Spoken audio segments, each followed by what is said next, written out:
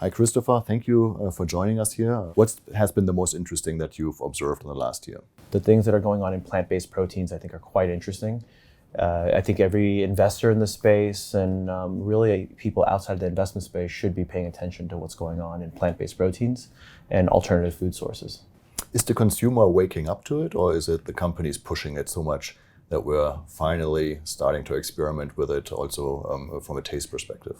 I actually really do think it's a pull, which is really quite interesting. I think there is interest in a lot of markets, maybe not all yet, but there's interest in quite a few markets that are pulling for healthier, more environmentally friendly products to consume.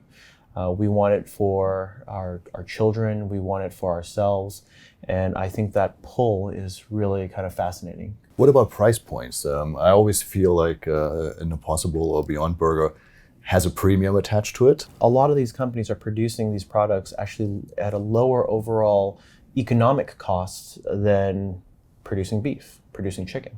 And there's actually a lot of benefits to it from a financial standpoint.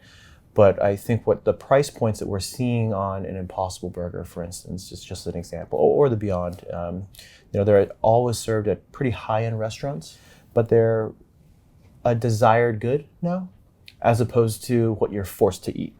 And I think that's a really interesting aspect, because when we're looking at the growth of this market, we need these products to be things that people desire, right? These aren't the things that you graduate out of as you grow into the middle class. These aren't the things that you should say, well, now I don't need to eat this anymore. I can now afford this other quote unquote real meat. We need people to see this as, I want to be able to afford to eat these great products. Do you see the big corporates being able to step into that space and do it at scale?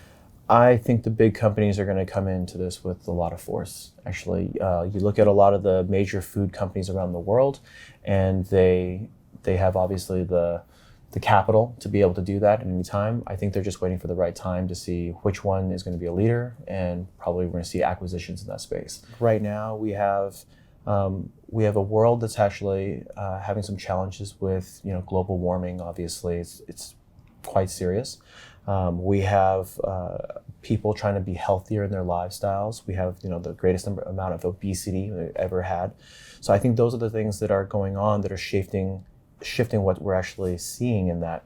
So, but with right now, with some of the things we have here in plant-based proteins, alternatives, healthier ways of growing, I think right now it's a matter of these things are actually investable. They are growing from a financial perspective.